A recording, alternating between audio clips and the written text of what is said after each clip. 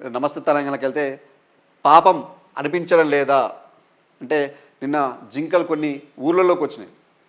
హెచ్సిబులోకి వెళ్ళి ఊళ్ళలోకి వచ్చినాయి. ఒక కాలనీలోకి వెళ్తే ఆ జింక ఫోటో పెట్టి అయ్యో ఈ పరిస్థితి చూసినా మీకు పాపం అనిపించట్లేదా అని చెప్పేసి ఒక ఫోటో స్టోర్ పెట్టింది. నగరపు ఊపిరితిత్తులను పిసికేసినట్లు అంటే హెచ్సి భూములకి ఎంత హెచ్సి భూములకు సంబంధించి ఒక ఫోటో పెద్దది పెట్టి ఈ చేసినగో ఇట్లా ఉండాల్సిన భూమిని ఇంకో ఈ రకంగా నాశనం చేసారు. ఎంత పచ్చగా ఉండాల్సిన దాన్ని ఇట్లా సర్వనాశనం చేసారు.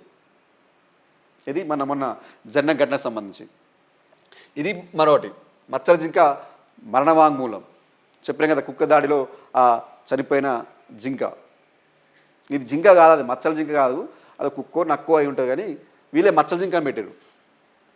మరి మా చామల కిరణ్ కుమార్ రెడ్డి గారు చెప్పాలి, అది మచ్చల జింకేనా లేకపోతే అది కుక్కో నక్కో ఏ పందికొక్కో ఆయన వచ్చి ఒకసారి చూసి చెప్పాలి. ఒకసారి చూసి ఆడికి వెళ్ళి కలిసి ఒకసారి చెప్తే బాగుంటుంది.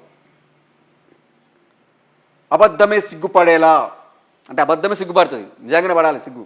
అబద్ధమే సిగ్గుపడేలా అవి సెంట్రల్ యూనివర్సిటీ భూములు కావన్నారు. చెట్లు పెరిగితే అడివైతుందా అని హేళన చేసిండ్రు.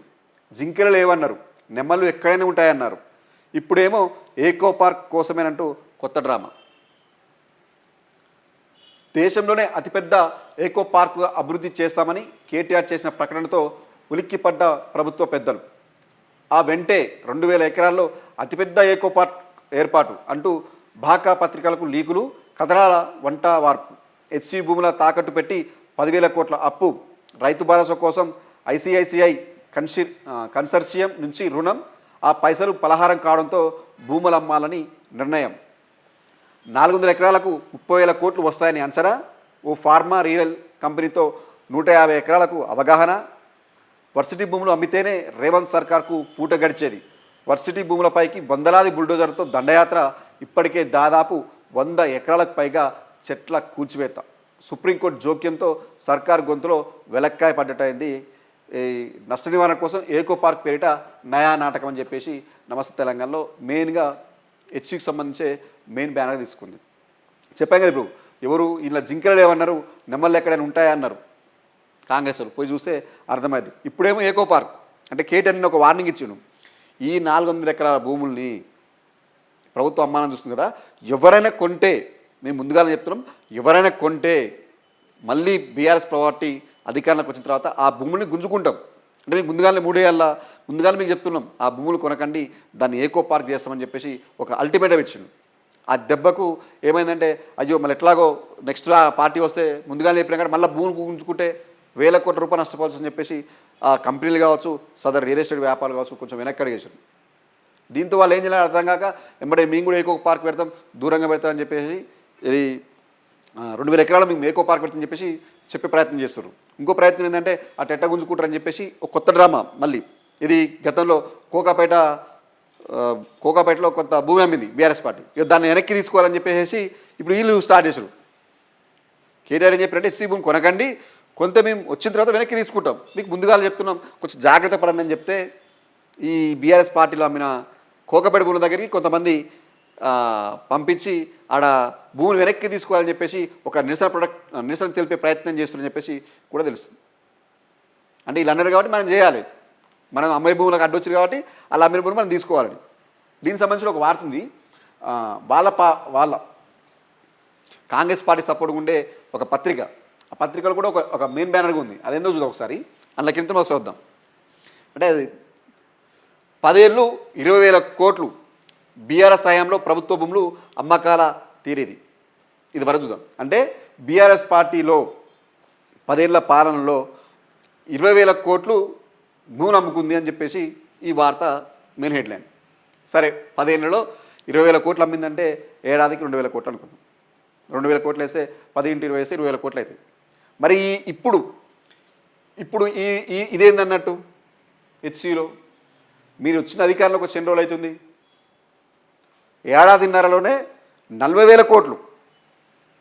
అది 10 ఏళ్లలో 20,000 కోట్లు అప్పు చేసిందంటే సరే ఏ రకంగా ఉందనో ఒకసారి చూద్దాం. కానీ మీరు వచ్చిన అధికారంలోకి వచ్చి ఏడాదిన్నర 15 నెలలు, ఏడాదిన్నర కూడా కాదు 15-16 నెలల్లోనే 40,000 కోట్లు. మరి అది రాయాలిగా మరి మీరు రాధాకృష్ణ గారు రాయాలి కదా అది. సరే 15,000 కోట్లు ఇది ఇట్లా రాసినప్పుడు ఇది కూడా రాయాలి కదా. 15 నెలల్లోనే 40,000 కోట్ల భూనమ్మకాలు 40,000 కోట్లని రాయాలి కదా. రాయలేదు ఎందుకు? ఎందుకంటే దీన్ని మనం హైలైట్ చేయాలి. వీళ్ళు కూడా అమ్ముకుర్రు కాబట్టి వీళ్ళు కూడా అమ్ముకుంటారు. వాళ్ళు చేసింది కరెక్ట్ అయినప్పుడు ఇది కూడా కరెక్టే కానీ చెప్పే ప్రయత్నం మీద. వాళ్ళు 10 ఏళ్ళు పాలన చేసి రైతు బంధు, రైతు భరోసా, రైతు బంధు ఇచ్చిర్రు, రుణమాఫీ కొంత చేసిర్రు, ప్రతి ఏటా రైతులకు కావాల్సిన సౌకర్యాలు ఏర్పాటు చేసిర్రు, నీళ్ళు ఇచ్చిర్రు, ఉద్యోగాలకు జీతాలు టైంకి వేసిర్రు, అప్పు తెచ్చిర్రు, కాళేశ్వరం కట్టిర్రు, ఇన్ని వేసిర్రు 10 ఏళ్ళ పాలనలో. మీరు చెప్పిన ప్రకారం చెప్పినా 1,00,000 కోట్లు అని చెప్పి కాళేశ్వరం ఉన్నారు కదా, 1,00,000 కోట్లు పెట్టి కాళేశ్వరం కట్టారు. ఇంత చేసినప్పుడు 20,000 కోట్ల భూములు 10 ఏళ్లలో అమ్మిండు. 10 ఇయర్స్ లోపల 20,000 కోట్లు అమ్మితే మీరు 15 నెలల్లో 40,000 కోట్లకి ఎసరు పెట్టి 40,000 కోట్ల భూములని ఒక దెబ్బ హాంపాటు చేస్తారు. మరి ఈ లెక్క ప్రకారం 15 నెలలకు 40,000 కోట్లకి వేసుకుంటూ పోతే ఈ 5 ఏళ్ల పాలన ఎన్ని వేల ఎకరాల భూములు అమ్ముతారు? ఎన్ని వేల భూములు ఎకరం లెక్క వేసుకోవాలి కదా. మరి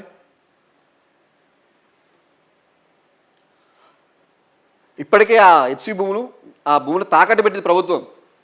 అది మెయిన్ 10,000 కోట్లకు తాకట్టు పెట్టి 10,000 కోట్లు తీసుకొచ్చింది. ఎందుకు తీసుకొచ్చింది అంటే అప్పుడు మేము భూములు అమ్మని చెప్పి ఆ తాకట్టు పెట్టి 10,000 కోట్లు తీసుకొచ్చి రైతు రుణమాఫీ చేస్తామని చెప్పి తీసుకొచ్చారు.